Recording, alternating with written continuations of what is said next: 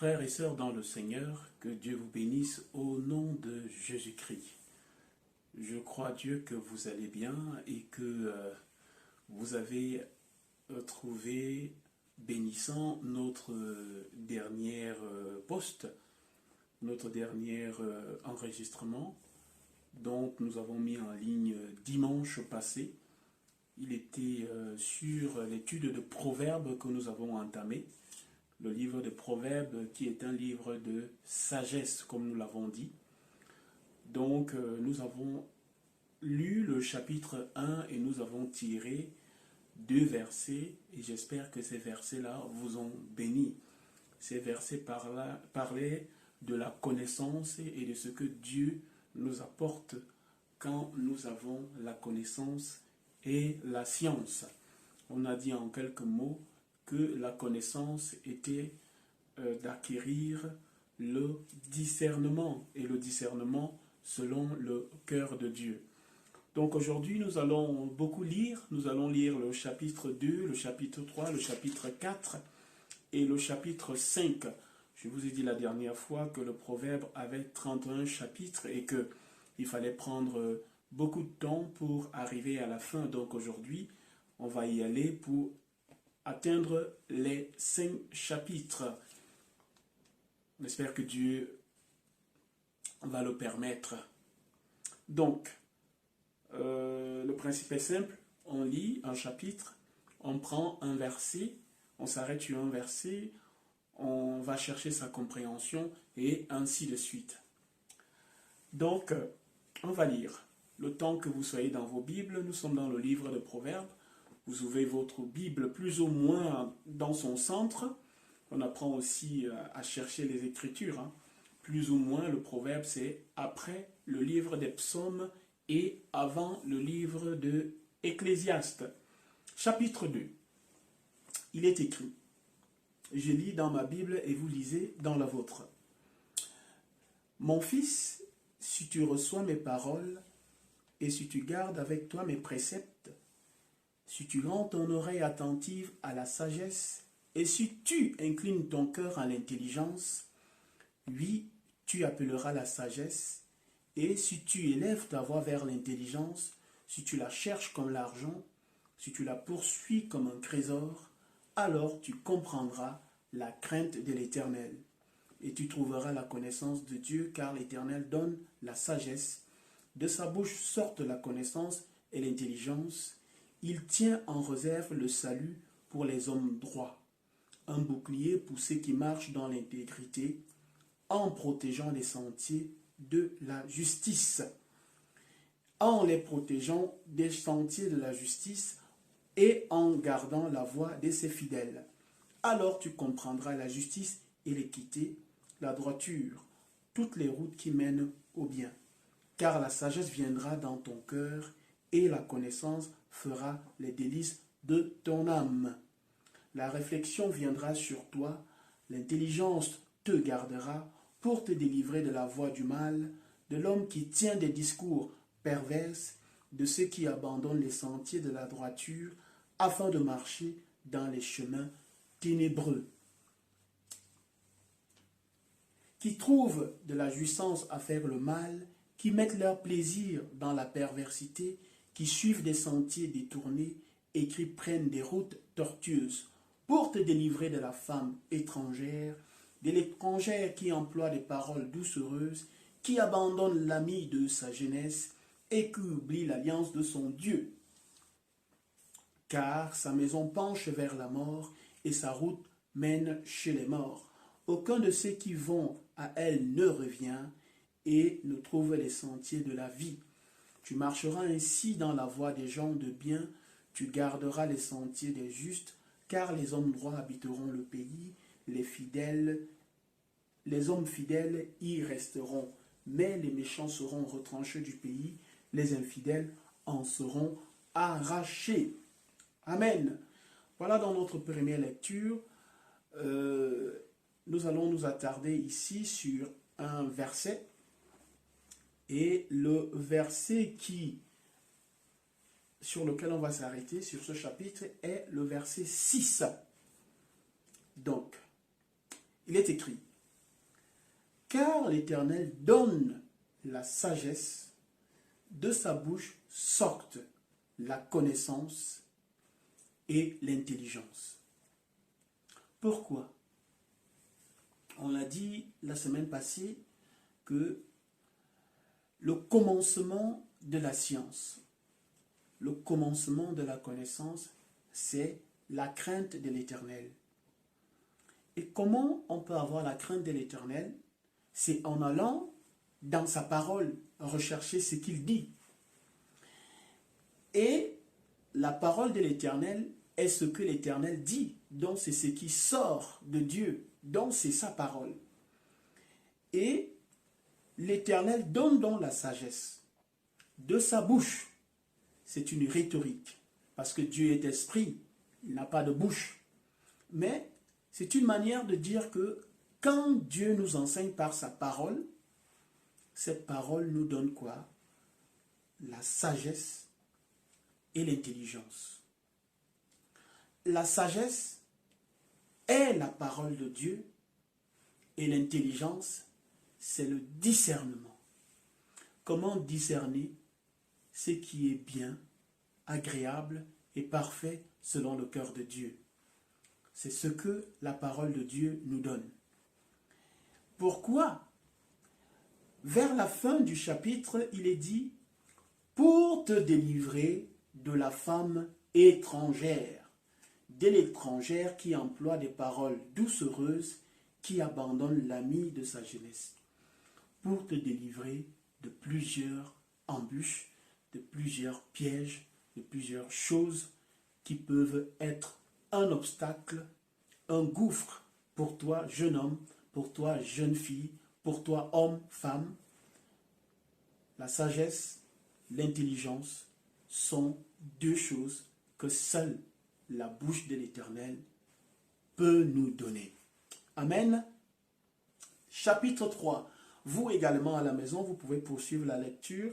Il y a bien sûr d'autres passages, d'autres versets qui sont bénissants, mais nous avons opté pour le chapitre 6. Chapitre 3. Il est écrit « Mon fils, n'oublie pas mes enseignements, et que ton cœur garde mes préceptes, car ils prolongeront les jours et les années de ta vie, et ils augmenteront ta paix. Que la bonté et la fidélité ne t'abandonnent pas. Lis-les à ton cou, écris-les sur la table de ton cœur. Tu acquerras ainsi de la grâce et une raison saine aux yeux de Dieu et des hommes. Confie-toi à l'Éternel de tout ton cœur et ne t'appuie pas sur ta sagesse. Reconnais-le dans toutes tes voies et il aplanira tes sentiers. Ne sois point sage à tes propres yeux. Crains l'Éternel et détourne-toi du mal. Ce sera la santé pour tes muscles et un rafraîchissement pour tes os. Honore l'Éternel avec tes biens et avec les prémices de tout ton revenu. Alors tes greniers seront remplis d'abondance et tes cuves regorgeront de moût. Mon fils, ne méprise pas la correction de l'Éternel et ne t'effraie point de ses châtiments, car l'Éternel châtie celui qu'il aime, comme un père l'enfant qu'il chérit. Heureux l'homme qui a trouvé la sagesse et l'homme qui possède l'intelligence. Car le gain qu'elle procure est préférable à celui de l'argent, et le profit qu'on en tire vaut mieux que l'or. Elle est plus précieuse que les perles, elle a plus de valeur que tous les objets de prix. Dans sa droite est une longue vie, dans sa gauche la richesse et la gloire. Ses voies sont des voies agréables, et tous ses sentiers sont paisibles. Elle est un arbre de vie pour ceux qui la saisissent, et ceux qui la possèdent sont heureux. C'est par la sagesse que l'Éternel a fondé la terre, c'est par l'intelligence qu'il a affermi les cieux. C'est par sa science que les abîmes se sont ouverts et que les nuages distillent la rosée. Mon fils, que ces enseignements ne s'éloignent pas de tes yeux, garde la sagesse et la réflexion. Elles seront la vie de ton âme et l'ornement de ton cou. Alors tu marcheras avec assurance dans ton chemin et ton pied ne heurtera pas. Si tu te couches, tu seras sans crainte, et quand tu seras couché, ton sommeil sera doux. Ne redoute ni une terreur soudaine, ni une attaque de la part des méchants, car l'Éternel sera ton assurance, et il préservera ton pied de toute embûche. Ne refuse pas un bienfait à celui qui est à droite quand tu as le pouvoir de l'accorder. Ne dis pas à ton prochain, va et reviens, demain je te donnerai quand tu as de quoi donner. Ne médite pas le mal contre ton prochain lorsqu'il demeure tranquillement près de toi. Ne conteste pas sans motif avec quelqu'un lorsqu'il ne t'a point fait de mal.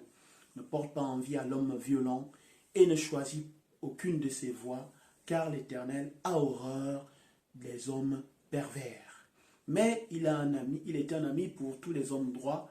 La malédiction de l'Éternel est dans la maison du méchant, mais il bénit la demeure des justes. Il se moque des moqueurs, mais il fait grâce aux humbles. Les sages hériteront la gloire, mais les insensés ont la honte en partage. Voilà, c'était le chapitre 3 qui a 35 versets. Et nous nous sommes arrêtés sur le verset 19. Proverbe chapitre 3, verset 19, il est écrit dans vos Bibles, je lis dans la mienne, il est écrit: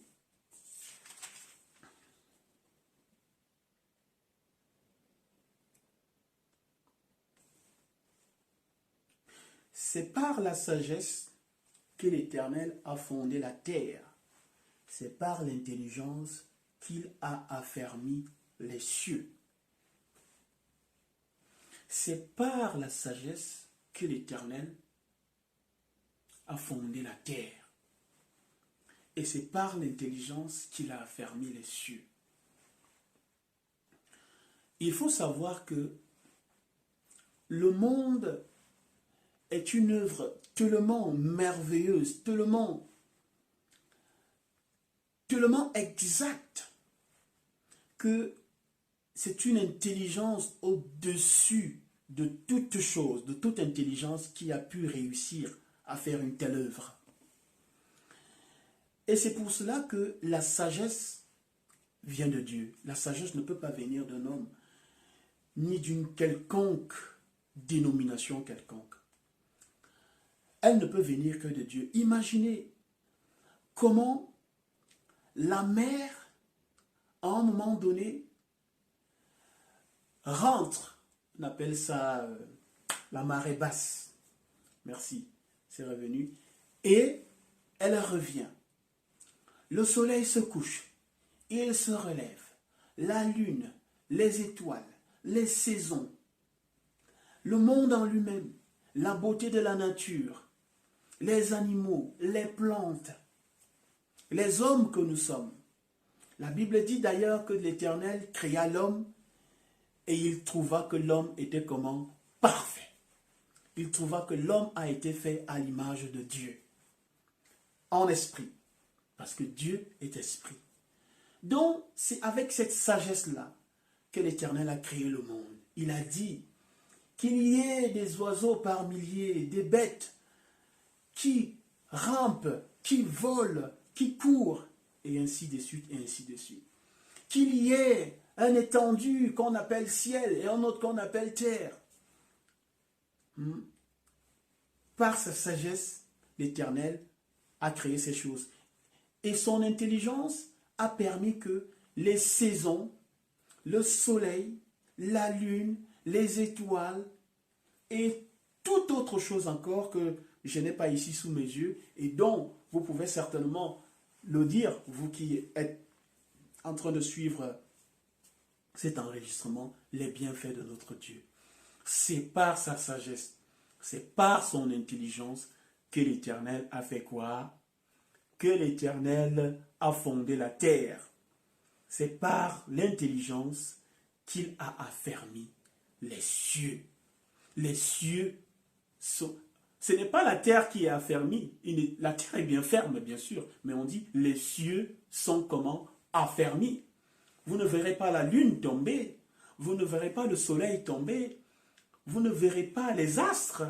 Il y a beaucoup des astres dans le ciel tomber. Il a affermi tout cela pour qu'il y ait un équilibre, un juste équilibre. Qu'est-ce qu'il est merveilleux, notre Dieu? Vous également à la maison, vous pouvez être béni par un chapitre, un verset, je veux dire, sur le chapitre 3. On poursuit notre lecture, chapitre 4. Il est écrit: écoutez mes fils l'instruction d'un père et soyez attentifs pour connaître la sagesse, car je vous donne de bons conseils. Ne rejetez pas mon enseignement. J'étais un fils pour mon père, un fils tendre et unique auprès de ma mère. Il m'instruisait alors et il me disait: que ton cœur retienne mes paroles, observe mes préceptes et tu vivras. Acquiert la sagesse, acquiert l'intelligence. N'oublie pas les paroles de ma bouche et ne t'en détourne pas, ne l'abandonne pas et elle te gardera. Aime-la et elle te protégera. Voici le commencement de la sagesse. Acquiert la sagesse et avec tout ce que tu possèdes, acquiert l'intelligence. Exalte-la et elle t'élèvera. Elle fera ta gloire si tu l'embrasses. Elle mettra sur ta tête une couronne de grâce. Elle t'ornera d'un magnifique diadème. Écoute mon fils et reçois mes paroles, et les années de ta vie se multiplieront. Je te montre la voie de la sagesse, je te conduis dans les sentiers de la droiture. Si tu marches, ton pas ne sera point gêné, et si tu cours, tu ne chanceleras point. Retiens l'instruction, ne t'en dessaisis pas, garde-la car elle est ta vie. N'entre pas dans les sentiers des méchants et ne marche pas dans la voie des hommes mauvais. Évite-la, n'y passe point, détourne-t'en et passe outre, car il ne dormirait pas s'il n'avait fait le mal. Le sommeil leur serait ravi s'il n'avait fait tomber personne, car c'est le pain de la méchanceté qu'ils marchent, c'est le vin de la violence qu'ils boivent. Le sentier des justes est comme la lumière resplendissante, dont l'éclat va croissant jusqu'au milieu du jour. La voie des méchants est comme les ténèbres, ils n'aperçoivent pas ce qui les fera tomber. Mon fils, sois attentif à mes paroles, prête l'oreille à mes discours, qu'ils ne s'éloignent pas de tes yeux, garde-les dans le fond de ton cœur, car c'est la vie pour ceux qui les trouvent, c'est la santé pour tout leur corps. Garde ton cœur plus que toute autre chose, car de lui viennent les sources de la vie. Écarte de ta bouche la fausseté, éloigne de tes lèvres les détours, que tes yeux regardent en face et que tes paupières se dirigent devant toi. Considère le chemin par où tu passes et que tes voies soient bien réglées. N'incline ni à droite ni à gauche et détourne ton pied du mal. C'était le chapitre 4 et nous nous sommes arrêtés sur le verset 24. Le verset 23, autant pour moi, le verset 23. Nous nous sommes arrêtés sur le verset 23. Si vous remarquez, depuis le chapitre 1 que nous lisons, nous sommes maintenant au chapitre 4, on parle de la sagesse. On donne les conseils aux jeunes hommes et aux jeunes femmes, aux hommes, à tout homme, à tout être, à toute femme, d'acquérir la sagesse et de la garder. De la garder, de ne pas la perdre. Parce qu'elle va guider ton sentier, elle va guider tes décisions, elle va guider ta vie. Et la sagesse, nous ne le dirons jamais assez, se trouve dans la parole de Dieu, dans la Bible. Verset 23, chapitre 4, nous avons fait ce choix. Vous également, vous pouvez partager à la maison avec nous, sous cette vidéo, le verset qui vous a béni. Amen. Il est écrit, le verset 23, « Garde ton cœur plus que toute autre chose, car de lui viennent les sources de la vie. » Waouh! Garde ton cœur plus que toute autre chose, car de lui viennent les sources de la vie. Waouh! De quoi est-ce qu'il s'agit ici? Vous allez comprendre que la Bible est un livre qui utilise beaucoup des représentations du corps, de la nature, des hommes et des choses pour illustrer, pour apporter une certaine illustration. Le cœur ici n'est pas ce qu'on a dans la poitrine, comment on va dire, cet organe, oui, cet organe qu'on a dans la poitrine. bien qu'il soit important, parce que notre cœur, c'est lui qui diffuse le sang dans notre organisme, notamment avec les battements qui se passent. C'est un peu de science, voilà.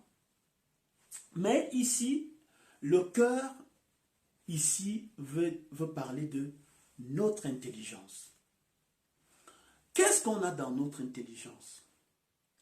Celui qui a perdu le contrôle de son intelligence est un homme vaincu. Pourquoi? Jésus disait, si un homme veut prier, qu'il rentre dans sa chambre et qu'il ferme à double clé et qu'il prie. Il parlait justement de l'intelligence. Et notre intelligence ici est ce qu'on a de plus précieux. Notre cerveau, notre tête, notre mental, notre capacité, notre mémoire.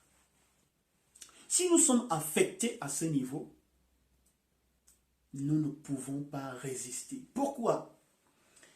Imaginez les informations qu'on diffuse. Actuellement, on parle de coronavirus et tout d'abord est une question de comment est-ce qu'on appréhende l'information. Et vous verrez que la première chose que les gouvernements font, c'est de rassurer. Pourquoi? Parce qu'ils savent que s'ils ne rassurent pas les cœurs, vous avez compris maintenant ce que je suis en train de dire, les cœurs des êtres humains et des populations, il y a quoi? Il y a une panique. Bien qu'ils le fassent, il y a toujours ce qu'on appelle une panique. Mais nous, enfants de Dieu, nous avons dans notre cœur, c'est-à-dire notre intelligence, la parole de Dieu qui nous révèle ce que c'est que le coronavirus. Parce que la parole de Dieu dit, derrière chaque maladie se cache quoi? Un esprit. Donc derrière le coronavirus, il y a ce qu'on appelle un esprit.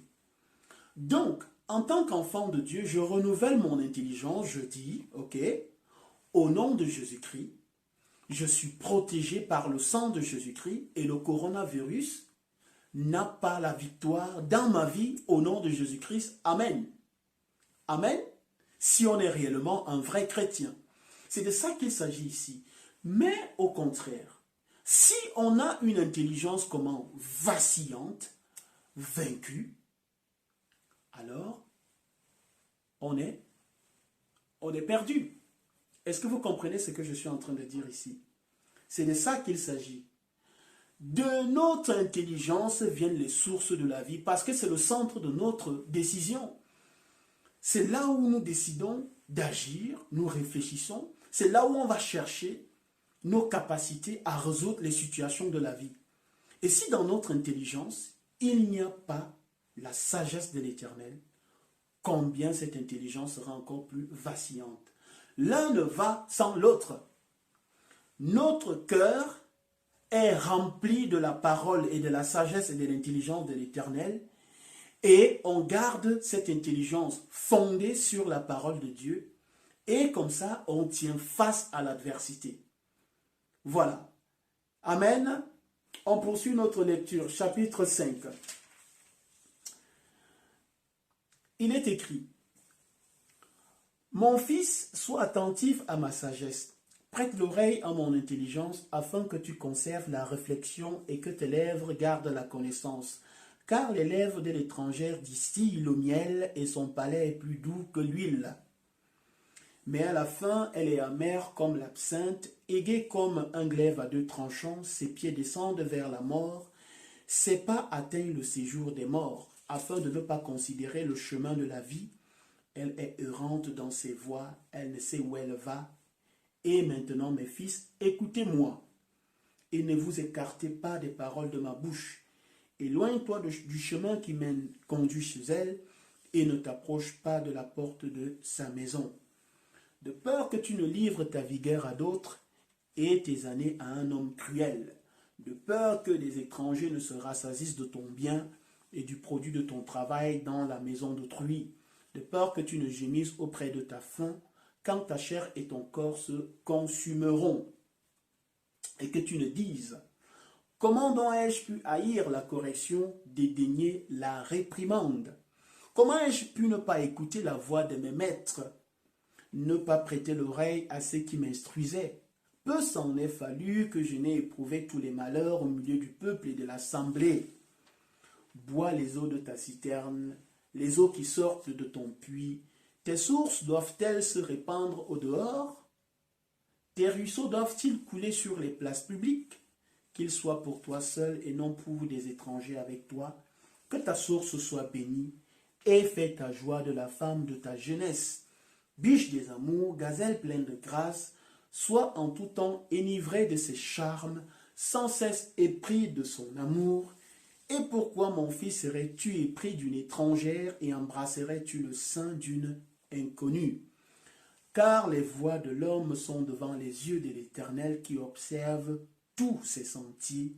Le méchant est pris dans ses propres iniquités, il est saisi par les liens de son péché, il mourra faute d'instruction, il chancellera par l'excès de sa folie. Amen.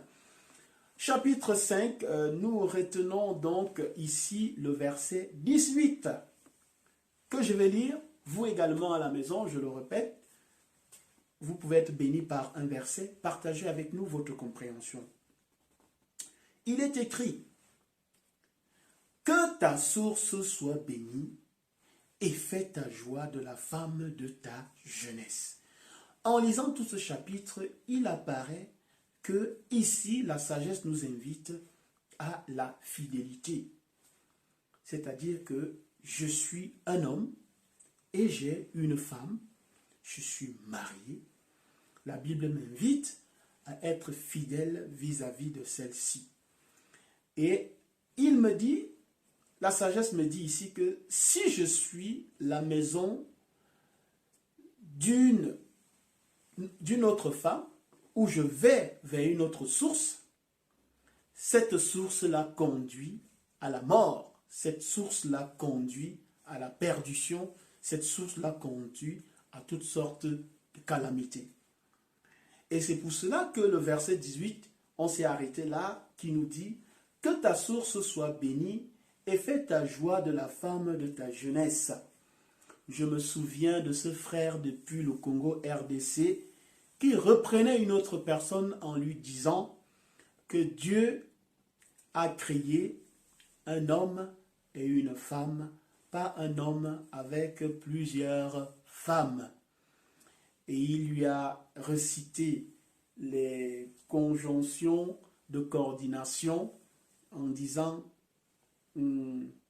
Matasa metese, nos voleurs. Alors Dieu a créé ta femme. Tu es avec ta femme. Sois fidèle à ta femme. C'est une sagesse. Parce que si tu vas vers une autre alors que tu as ta femme, cela va t'entraîner. Évidemment quoi? Beaucoup de soucis, beaucoup de difficultés, beaucoup d'embûches dans ta vie. Et de peur que tu ne gémisses auprès de ta faim, quand ta chair et ton corps se consumeront. Que ta source soit bénie. Ta source ici, c'est ta femme. Waouh! Quelle représentation! Notre femme est une source à laquelle on va s'abreuver. Et on doit faire la joie de la femme de notre vie, de la femme qu'on a choisie. Amen. C'est ce que Dieu nous conseille ici. Voilà, nous sommes arrivés au terme de notre lecture. Je crois Dieu que vous avez été abondamment bénis et que vous serez nombreux à venir ajouter ici la compréhension que vous avez eue, soit des versets qu'on a choisis, soit des versets qui vous ont éclairé vous aussi à la maison. Et nous nous disons à la semaine prochaine et que Dieu vous bénisse abondamment. Amen.